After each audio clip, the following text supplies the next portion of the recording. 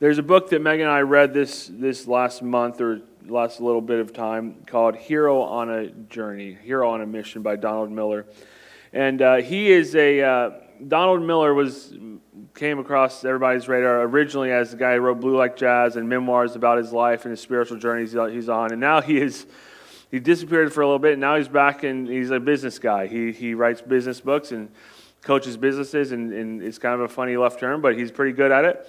And he wrote a book called Hero on a Mission, talking about your own life, your own journey, your own vision you build for your life and how you kind of move forward.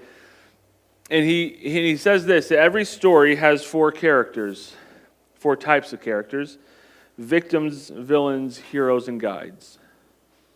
And the goal of each of our lives is to not be a villain, not to go around tearing everybody else down, and not to be a victim. Not to let life just happen to you, not let faith just carry you through, but become a hero. Someone who develops a vision for his life, a direction he wants to go, a mission she discovers, and go off and get it. Go kill the dragon. Go bring home the hunt. And then one day, as you find some success in that, and other people start to look up to you in your life journey, you can become what is called a guide. Someone's already done that kind of stuff.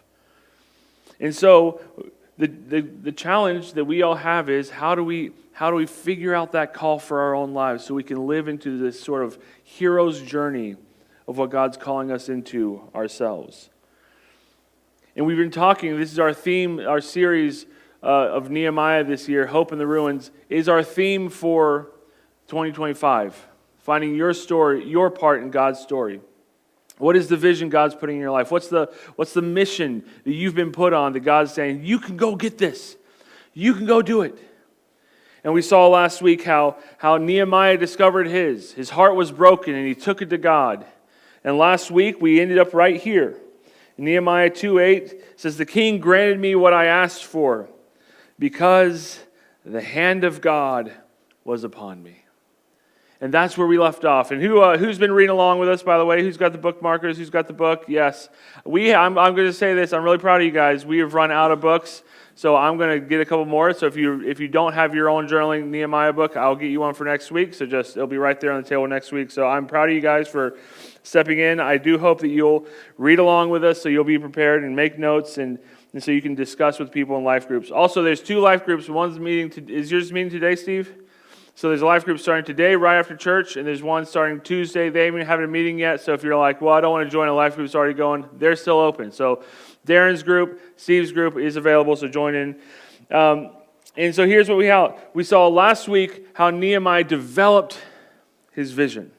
He got an idea of what God might be calling him to with his life. And now he has to go make it happen. He has to get out there and go do it. And so here's our reading for this week. Starts with verse 9, chapter 2, verse 9. It says, then I came to the governors of the province beyond the river and gave them the king's letters. And now the king had sent me with officers and armies and horsemen. The king's backing them. The king's got him all sorts of backup and support he could need. And then it says this, but Sanballat the Horonite and Tobiah the Ammonite, the servant, heard this, and it displeased them greatly, that someone had come to seek the welfare of the people of Israel. These are the 2 villains that will be popping up throughout the story. We will see them over and over again. They will be a constant thorn in Nehemiah's side. And what their big frustration is, that anyone on earth would care about this cause. That anyone on earth would say, hey, actually, we should fix this. We should solve this problem. He goes, no, I kind of like it with Israel being sitting ducks. I like it we can just push them around all we want. I don't like that this guy's coming back here to rebuild the city. And Nehemiah, and they're going to be constantly threatening, constantly trying to stand in Nehemiah's way to stop him from doing the work. But here's what's cool about Nehemiah. The hand of his God is on him. And the king has found favor in him. So Nehemiah walks up to these 2 dudes. He's like, sorry, I got a bigger king than you on my back. Here's his papers. Here's his army. Here are his horsemen. So why don't you just back up a little bit? And they just kind of walk away. And he writes this. This is a wonderful little underplayed thing. And then right after he found out about Sanballat, and Tobiah says this, verse 11. So I went to Jerusalem for 3 days. Yeah, what? What were you going to do? That's what I thought. I went to Jerusalem. Get away from me, you guys. And so now he's in Jerusalem. He's done his journey. He's been praying. He's been thinking about this vision. And now he's here. And in verse 12, listen to what he does. Because here's what I want you to realize. As you start to discover this vision, what Nehemiah runs into is something you're going to run into. And that's this. That when you start trying to figure out and live into and accomplish this vision and these goals that we set for ourselves, you'll run into practical problems and you're going to run into spiritual problems. And they're both going to stand in your way. And you're going to have to do something with both of them. And Nehemiah does something when he gets into town that I pray you will take from him. It is one of the most helpful pieces of practical advice that you will receive. You ready? Verse 12, it says this. Then I rose in the night, and I and a few men with me, and I told no one what my God had put in my heart to do for Jerusalem. There was no animal with me but the one I rode on. And I went out by night to the valley gate, and to the dragon spring, and to the dung gate, and I inspected the walls of Jerusalem that were broken down, and its gates were burned, and they had been destroyed by fire. And then I went to the fountain gate, and to the king's pool, but there was no room for my animal that was under me to pass. And then I went up into the night of the valley, and inspected the wall, and I turned back, and I entered the valley gate, and so returned.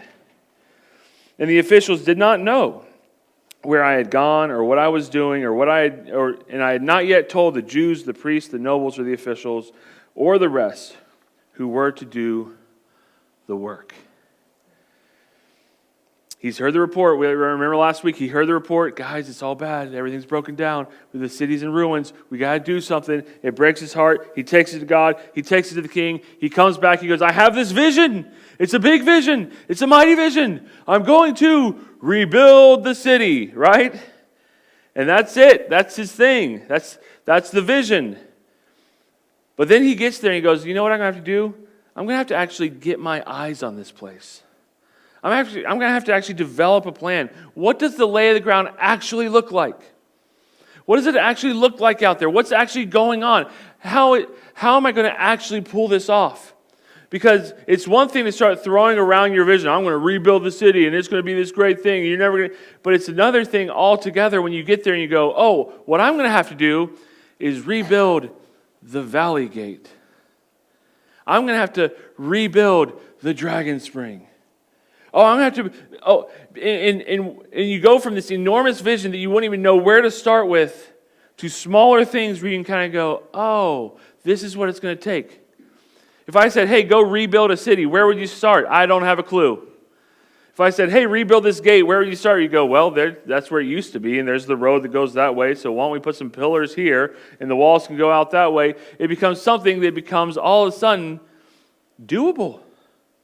Something that's broken down into pieces where you kind of go, oh, I can develop a plan for how to go about accomplishing this. And here's something, man, that I hope you steal from Nehemiah. When he got into town, what did he do? It tells us twice. It was so important the Bible said it twice. I told no one what my God had put in my heart to do. And I had not yet told the Jews, the priests, the nobles, the officials, and the rest who were there to do the work. Wait, whoa, time out, Garrett. Last week, your big finish was, your big splash at the end of the sermon was, if you're going to have a vision, you're going to accomplish, you're going to have to name it. You're going to have to say it out loud. Yeah, I think you should name it. I think you should say it out loud to the mirror.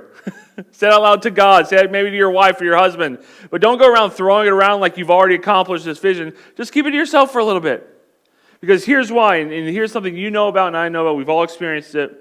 Because what happens when people start having these goals and they start having these visions, they start having these things that they want to accomplish, what comes out of the woodworks is this thing I want to call the how monster. You know the how monster, right? Hey, I want to do this or I want to do that. And the how monster shows up and all the people will show up in your life start going things like this. How are you going to do that? When are you going to get the time to do that? Have you thought about this? Have you thought about that? When's this going to take place? Who's going to pay for all this? How are you going to do this? Where are you going to put that? Where are you going to do this thing over here? And all these how questions start crowding in around you. And you start going, I don't have an answer to any of those yet.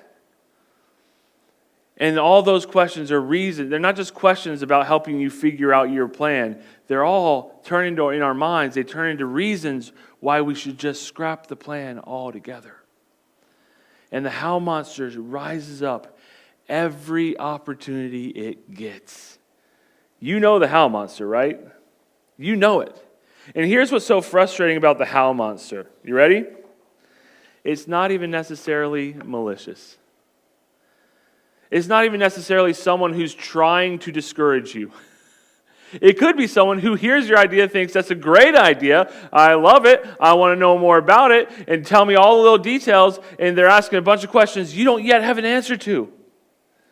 Which is why we should do what Nehemiah did, and just keep it to ourselves for a little bit. Go get the lay of the land, go figure it out. Because the how monster will show up. And here's the deal. If anyone comes back, if you start getting this sort of God vision in your life, you're like, this is what I want to do, and this is how I want to do it, and you start sharing it with a couple people you think are important to share it with. If they start coming back with how monster questions, here's the answer. Are you ready? I am figuring it out. That's all you got to do. Say, you know what? I don't have an answer to that question yet, but I know I want to do this thing. So don't make it up off the top of your head. Don't start quoting Bible verses. Don't start doing just say, hey, I'm trying to figure it out, because if we let these things come out of the woodworks and start making us answer questions we can't possibly know the answers to yet, it's going to keep us from chasing after our vision. And so Nehemiah gets there and he goes, all right, I'm just going to get out here and wander around myself. I'm going to just figure it out. I'm going to get my own mind wrapped around this city. You know, I do that sometimes. I sometimes take the long way in just so I can kind of see what the landscape looks like around here. You go, oh wait, there's a neighborhood over there. I didn't even know there's a neighborhood over there. They probably don't know we're over here.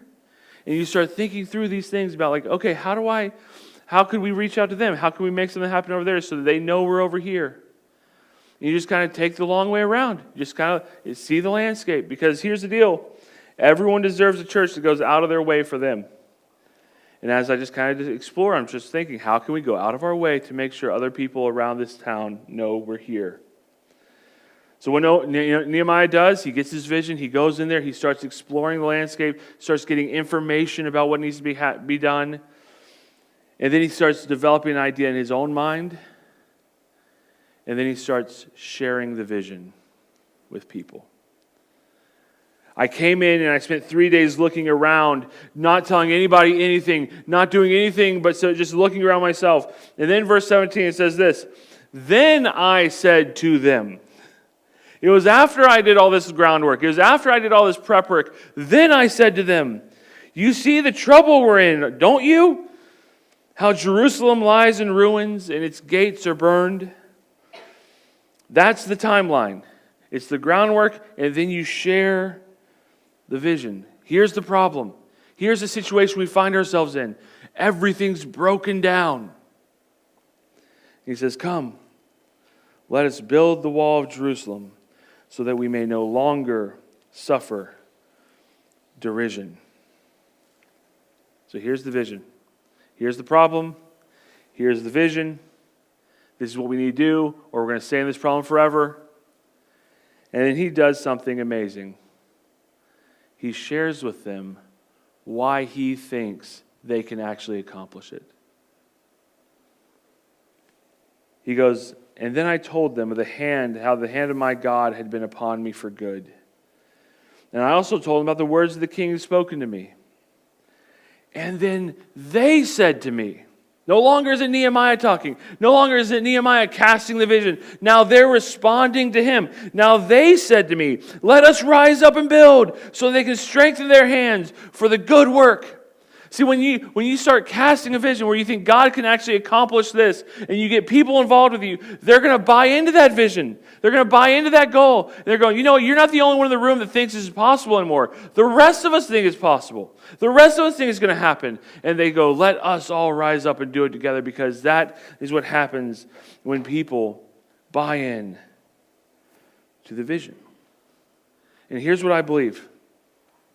I believe God has a cool future for our church. I believe He has put us in this town and this city for a reason, so that we could reach it.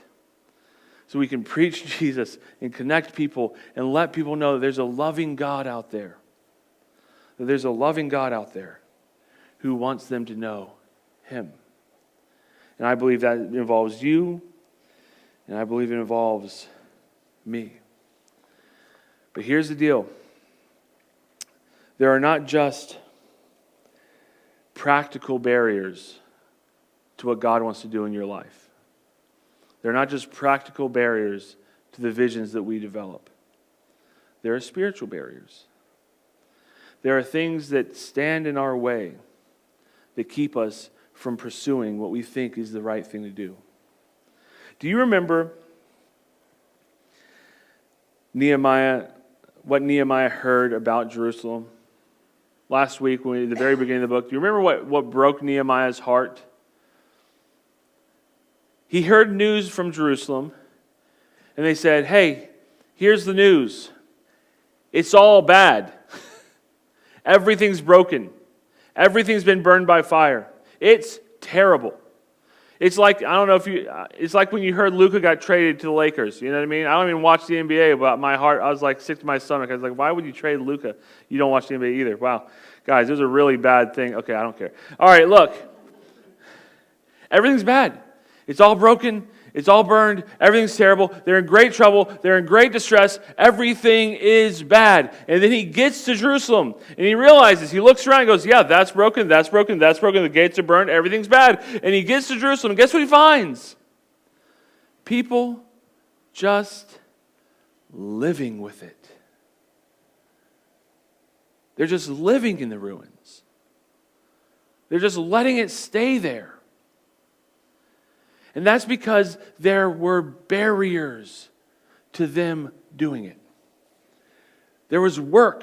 There's going to be a work to do it. It's going to be hard to accomplish. And they're all sitting there going, why don't we just stay here? Why don't we just leave it here so we don't have to bother with it anymore? And Nehemiah is going, don't you see the trouble we're in? Don't you see the trouble that's going on here? And they just lived with it. Some of you, one of the barriers you face is that you don't feel like this should have been your problem. I didn't do this. My mom or my dad did this to me. Or my husband left me. Or my wife cheated, or whatever. And you go, I didn't cause these problems for me. It shouldn't be my problem to handle anyways. And that sort of feeling where you're kind of going, I shouldn't have to be the one to deal with it. That's a barrier. That's a barrier that's keeping you from saying, you know what, I'm going to just walk into the future. I'm going to go in with my head held high and say, God, I know I had bad things happen to me, but I'm going to, even in the ruins, I'm going to have hope for the future. I'm going to trust you. I'm going to move forward. But when we have this barrier that goes, no, I'm just going to sit here. Others of us have the exact opposite barrier, where we go, you know what? It is my fault I'm here. It is my fault that this happened. And I knew I shouldn't have done it, and it's so stupid that I did it, and it's so stupid that I'm here anyways, and now I'm just going to, it's just all so dumb. To fix this barrier would mean I have to retrace a bunch of ground I already covered. It's not just the frustration of not having it anymore, it's that you went backwards and now you have to go through it all again. And it's a barrier.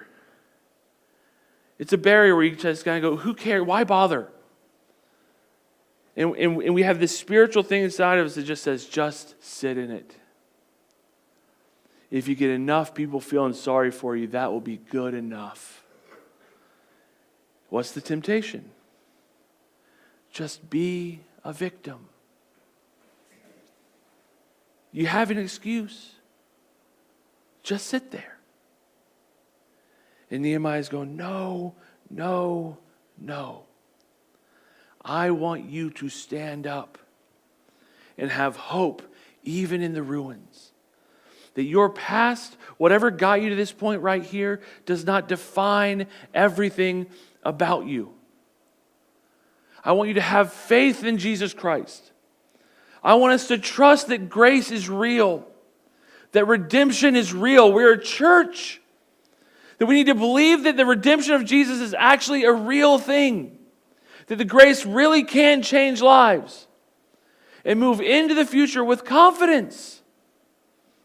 That's what Nehemiah is calling these people to do. Stand up and move into the future with confidence.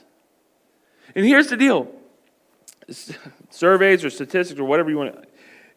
You'll hear, if there's a woman who kind of marries a guy and then it gets left behind and then goes on these serial things. This person I got too involved with this person and then he just left me high and dry, and then this person left me high and dry, and this person left me, that their daughters are more likely to fall into that rhythm as well. But here's the deal. Someone in your family line has to stop that cycle. Why not you?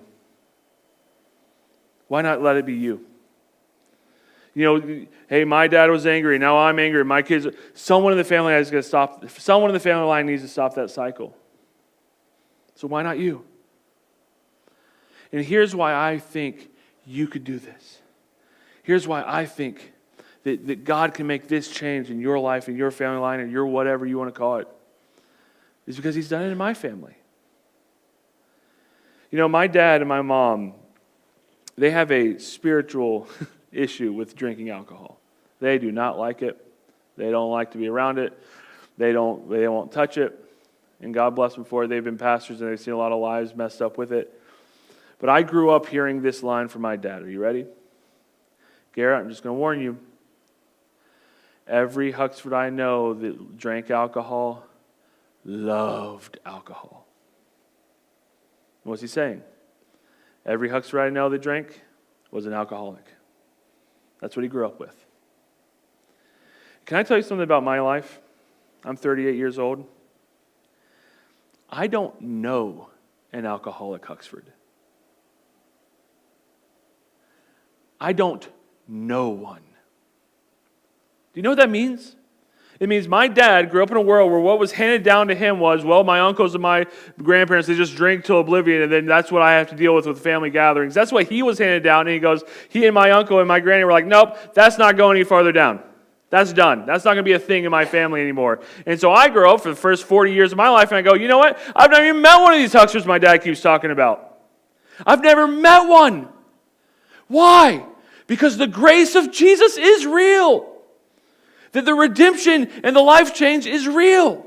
That you can actually stop cycles and go, you know what? God has changed my life and I'm not passing this down. Even though it was mine to carry because that was what it handed down to me, it's not going down any further.